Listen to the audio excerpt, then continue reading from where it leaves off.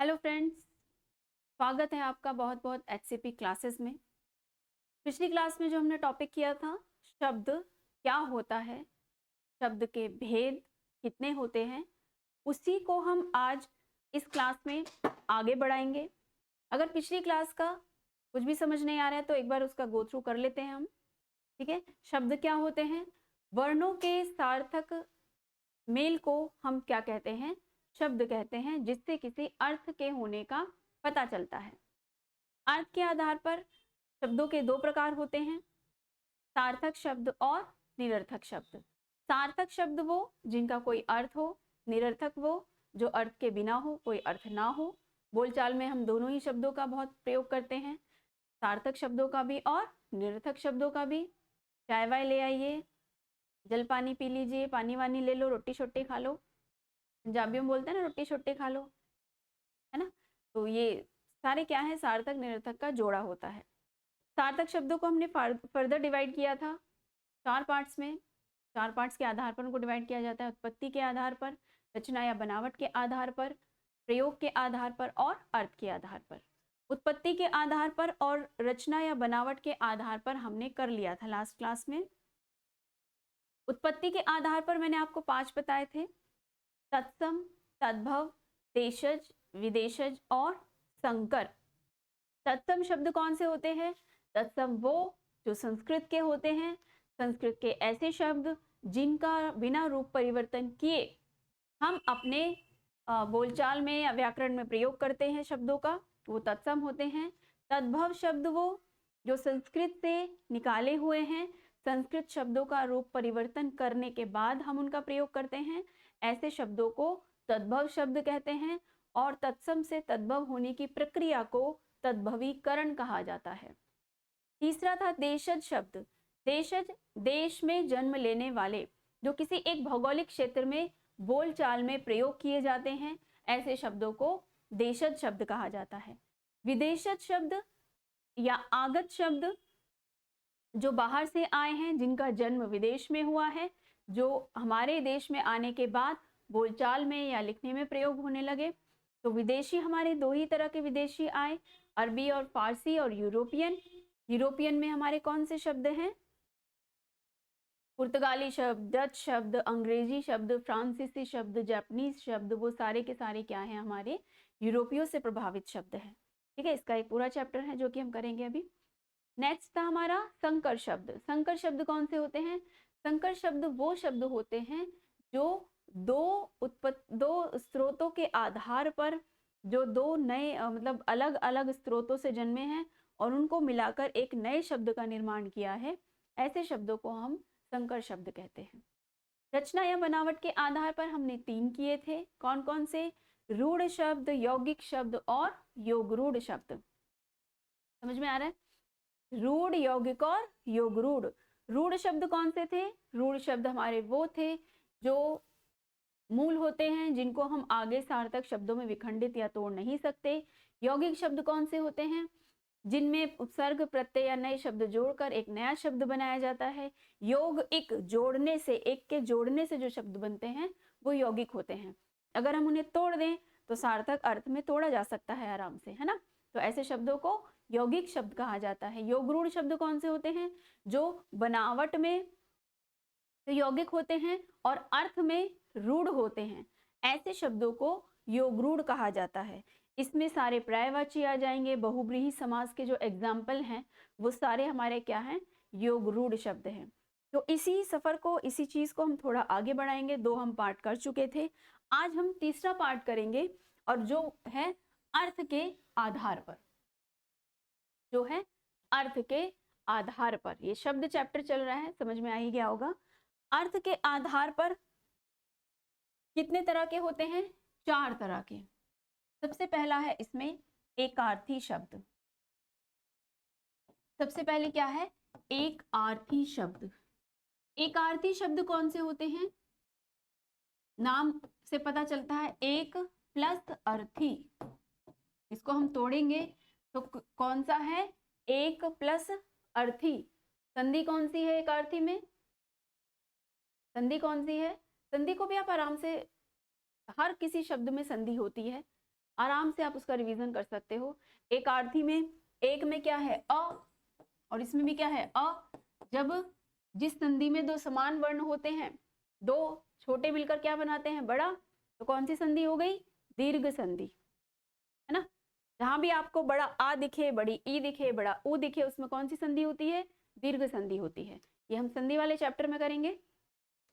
तो एक आरती यानी कि ऐसे शब्द जिनसे एक ही अर्थ निकले, जिनसे एक ही अर्थ निकले या एक ही अर्थ को वो प्रकट करें, ऐसे शब्दों को हम क्या कहते हैं, एकार्थी शब्द कहते हैं। जैसे मैंने लिखा सड़क, तो इससे आप सड़क ही अंदाजा लगा पा रहे हैं। मैंने लिखा पानी, तो इससे आपको पानी का ही पता चल रहा है। मैंने लिखा खाना, तो इससे आपको खाने का ही पता चल रहा है। तो वो सभी शब्द जिस अर्थ के लिए प्रयोग किए जाते हैं, उसी अर्थ को समझाते हैं। ऐसे शब्दों को हम क्या कहते हैं, एकार्थी शब्द, जिनका अर्थ क्या हो, एक ही हो। क्लियर। दूसरा होता है इसमें अनेकार्थी शब्द। दूसरा क्या है, अनेकार्थी शब्द। अनेकार्थी शब्द क्या होते हैं, नाम से पता चल रहा है अनेकार्थी, अनेक प्लस अर्थी, यानी कि अनेक अर्थ लिए हुए। तो वो शब्द जो अनेक अर्थ को दिखाते हैं, शब्द एक है, इसमें क्या होता है, शब्द एक होता है, लेकिन इसके अर्थ जो होते हैं वो अनेक होते हैं। इसको छोटे से उसमें लिखें तो क्या लिखेंगे, शब्द एक और अर्थ अनेक। तो ऐसे शब्दों को अनेकार्थी शब्द कहा जाता है। जैसे कि आपने एग्जाम्पल वो सुना होगा, कनक कनकते सौगुनी मादकता अधिकाय, है ना। तो कनक कनक, कनक शब्द क्या है, कनक के बहुत सारे अर्थ होते हैं। कनक का अर्थ सोना भी होता है, कनक का अर्थ धतूरा भी होता है, कनक का अर्थ गेहूं भी होता है ना, बहुत सारी चीजें। अब ये डिपेंड करता है कि आप वाक्य में कैसे उसे प्रयोग कर रहे हैं। आज मैंने बहुत सारा कनक खा लिया, है ना, तो गेहूं तो नहीं खाया होगा, धतूरा खाया होगा, है ना। तो ये जो शब्द होते हैं, ये किस तरह से आप इनका प्रयोग कर रहे हैं वाक्य में, उसके आधार पर इनको हम अलग करते हैं। तो वो शब्द जो देखने में एक है लेकिन अर्थ अनेक है, जैसे मैंने हार लिखा, सपोज हार, हार लिखा, तो हार क्या है, हार से आप जो गहना है आभूषण वो भी पता चलता है, हार से हारना जीतना वाला हार भी पता चलता है ना। अब ये डिपेंड करता है कि आप वाक्य में इसको कैसे प्रयोग कर रहे हो। तो वो शब्द शब्द एक है, लेकिन यहाँ पर अर्थ क्या है, अनेक है। पट शब्द है, पट, पट दरवाजे को भी कहा जाता है, पट वस्त्रों को भी कहा जाता है। अब डिपेंड करता है कि वाक्य में आपने किस तरीके से इसका प्रयोग किया है, तो उसी के आधार पर हम इनको डिवाइड करते हैं कि इसका अर्थ ये होगा। ठीक है, तो अनेकार्थी शब्द क्लियर है। अनेकार्थी वो शब्द होते हैं जो शब्द एक होते हैं लेकिन बहुत सारे अर्थों को अपने अंदर समाये हुए होते हैं। तीसरा है इसमें, अनेकार्थी के बाद शब्द कौन सा आता है, समानार्थी शब्द। कौन सा शब्द, समानार्थी शब्द। समानार्थी, समानार्थी, या इसको और क्या कहते हैं हम, प्रायवाची, प्रायवाची शब्द। ठीक है, समानार्थी या प्रायवाची शब्द, ऐसे शब्द जो समान अर्थ लिए हुए होते हैं, उनको हम समानार्थी या प्रायवाची शब्द कहते हैं। वहां पर जैसे कि मैंने लिखा कि अरण्य, मैंने लिखा जंगल। अब अरण्य का अर्थ भी क्या है, जंगल है, जंगल का अर्थ भी क्या है, जंगल है ना। घोड़ा है, घोटक कहो, बहुत सारे अर्थ हैं उसके भी। तो जब बहुत सारे शब्द ऐसे होते हैं जो समान अर्थ को, ग्रह है, ग्रह घर भी कह सकते हो, निकेतन भी कह सकते हो, है ना। तो ये सारे के सारे शब्द क्या एक ही चीज को प्रकट कर रहे हैं, एक ही अर्थ को दर्शा रहे हैं। तो ऐसे शब्दों को हम क्या कहते हैं, प्रायवाची या समानार्थी शब्द, जो समान अर्थ लिए होते हैं। दोनों में अनेकार्थी और समानार्थी में डिफरेंस क्लियर होगा। अनेकार्थी में एक शब्द अर्थ अनेक होते हैं और पर्यायवाची या समानार्थी में अनेक शब्दों का एक अर्थ। तो उल्टा हो गया। कई बार प्रश्न पूछ लिया जाता है कि अनेकार्थी शब्दों का पर्यायवाची या विलोम कौन से शब्द होते हैं, तो उनका विलोम कौन सा हो जाएगा अनेकार्थी शब्दों का? समानार्थी शब्द। ठीक है, विलोम हो जाएगा यानी कि उल्टा हो जाएगा। क्लियर है? समानार्थी या पर्यायवाची शब्द कौन से होते हैं? जो ऐसे शब्द जो समान अर्थ को प्रकट करें वो समानार्थी या पर्यायवाची शब्द होते हैं। और फोर्थ होता है हमारा विलोम शब्द। फोर्थ कौन सा है? विलोम शब्द। विलोम जो उल्टा अर्थ प्रकट करें, है ना, विलोम का अर्थ क्या है? उल्टा। तो वो सभी शब्द जो किसी शब्द का उल्टा अर्थ प्रकट करते हैं वो हमारे क्या होते हैं? विलोम शब्द होते हैं। लघु, गुरु, आदि, अंत, प्राचीन, आधुनिक, ये सारे क्या हैं? विलोम शब्द हैं। हर कोई का एक चैप्टर, पूरा एक चैप्टर विलोम शब्द का पूरा एक चैप्टर है। उन्हें कैसे याद रखना है? पर्यायवाची शब्दों का एक पूरा अलग चैप्टर है, उनको कैसे याद रखना है? तो वो सारे हम करेंगे। ठीक है, एक एक चैप्टर के तौर पे इनको लेंगे। तो क्लियर है कि अर्थ के आधार पर कितने तरह के शब्द होते हैं? अर्थ के आधार पर 4 तरह के शब्द होते हैं। एकार्थी, अनेकार्थी, समानार्थी और विलोम शब्द। लास्ट है जो, वो कौन सा है लास्ट वाला? लास्ट वाला कौन सा है जिसके आधार पर हम शब्दों को डिवाइड करते हैं? प्रयोग के आधार पर, व्याकरणिक प्रयोग के आधार पर। ठीक है, प्रयोग के आधार पर कहो या व्याकरणिक प्रयोग के आधार पर कहो, बात एक ही है। और ये दो होते हैं, विकारी शब्द और अविकारी शब्द। विकारी शब्द और अविकारी शब्द। पहले हम विकारी के बारे में बात करते हैं। विकारी यानी कि विकार में ई प्रत्यय जोड़ा गया है। विकार मतलब क्या होता है? कोई गड़बड़ी, कोई अशुद्धि, कुछ रूप चेंज, मतलब चेंज कर दो उसको, विकार ला दो। तो ऐसे शब्दों को हम क्या कहते हैं? विकारी शब्द। यानी कि जिन शब्दों के लिंग, वचन और कारक, इन तीन में जिन शब्दों के लिंग, वचन, कारक में परिवर्तन किया जा सकता है, ऐसे शब्दों को विकारी शब्द कहते हैं। जिन शब्दों के लिंग, वचन और कारक में परिवर्तन किया जा सकता है, ऐसे शब्दों को कौन से शब्द कहा जाता है? विकारी शब्द कहा जाता है। विकारी शब्दों में 4 आते हैं। विकारी शब्दों में 4 आते हैं। कौन से? संज्ञा शब्द, सर्वनाम, विशेषण और क्रिया। संज्ञा शब्दों में 4 शब्द आते हैं। विकारी शब्दों में 4 आते हैं, संज्ञा, सर्वनाम, विशेषण और क्रिया। इन चारों को कैसे शब्द कहा जाता है? विकारी शब्द कहा जाता है। यानी कि इनमें विकार उत्पन्न किया जा सकता है। कैसे? जैसे एक एग्जाम्पल मैं आपको बताती हूँ। मैंने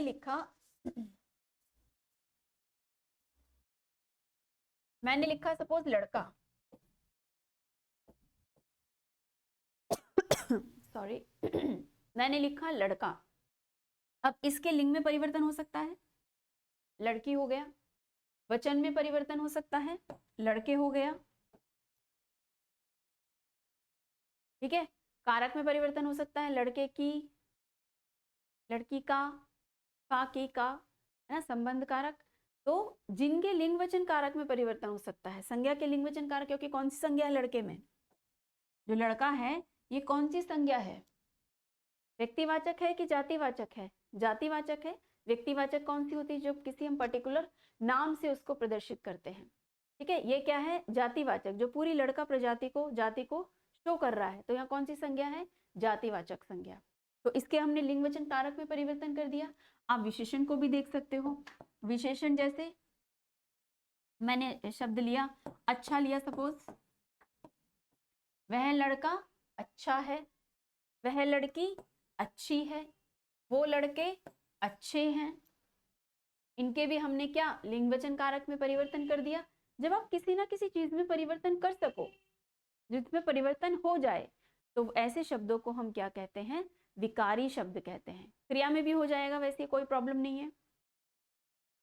खा रहा है, खा रही है, खा रहे हैं, खाती है, खाते हैं, खाता है, पढ़ता है, पढ़ती है, पढ़ते हैं, तो इनमें भी परिवर्तन हो रहा है। तो ये भी कैसे हैं, विकारी शब्द। तो विकारी में 4 आते हैं, संज्ञा, सर्वनाम, विशेषण और क्रिया। ये हमारे कैसे हैं, विकारी शब्द। और नेक्स्ट है अविकारी। नाम से पता चल रहा है अधन विकारी, यानी कि जो विकारी ना हो, यानी कि जिसके लिंग वचन कारक में परिवर्तन करना संभव ना हो, जिसके लिंग वचन कारक में परिवर्तन न किया जा सके, ऐसे शब्दों को अविकारी शब्द कहा जाता है। मैं डेफिनेशन नहीं लिख रही हूं, लिखने में टाइम वेस्ट होता है, तो आप सुनिए और समझिए। आपका बस यही काम है, सुनना और समझना। तो अविकारी शब्द कौन से हुए, जिनमें विकार उत्पन्न नहीं किया जा सकता, जिनके लिंग वचन कारक को बदला नहीं जा सकता, ऐसे शब्दों को अविकारी शब्द कहा जाता है। अविकारी शब्द में कौन से आते हैं, केवल और केवल अव्यय। अविकारी शब्दों में कौन से आते हैं, अव्यय शब्द। अव्यय के जो पार्ट्स हैं, क्रिया विशेषण अव्यय हो गया, संबंध बोधक अव्यय हो गया, वो सारे जो पार्ट्स हैं अव्यय के, वो सभी के सभी किसमें आ जाएंगे, अविकारी शब्दों में। जैसे अगर मैं लिखूं आज, तो आज आज ही रहेगा, आज ही नहीं हो सकता, आजे नहीं हो सकता, आजा हो जाएगा, आजा।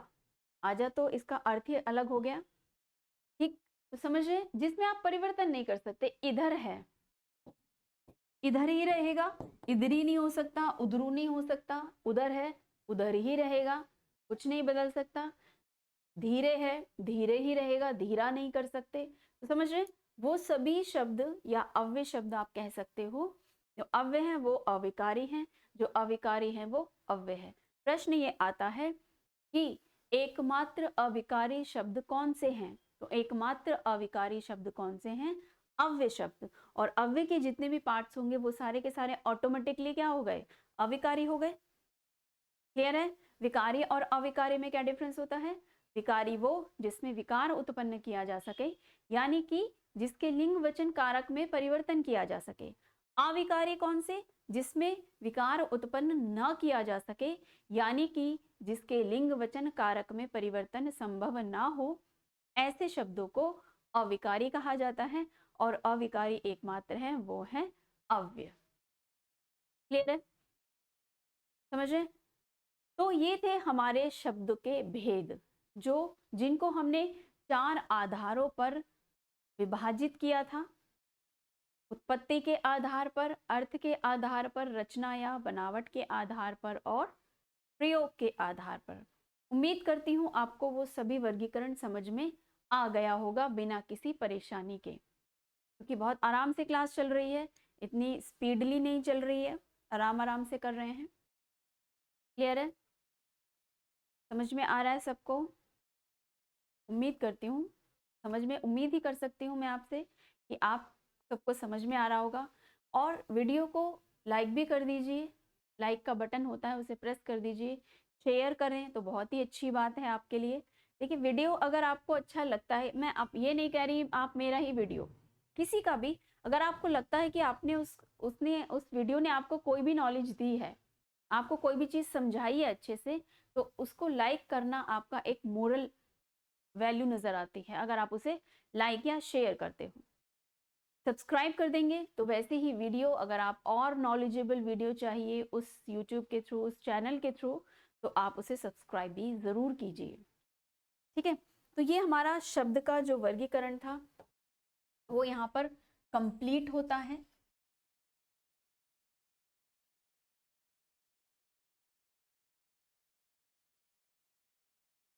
और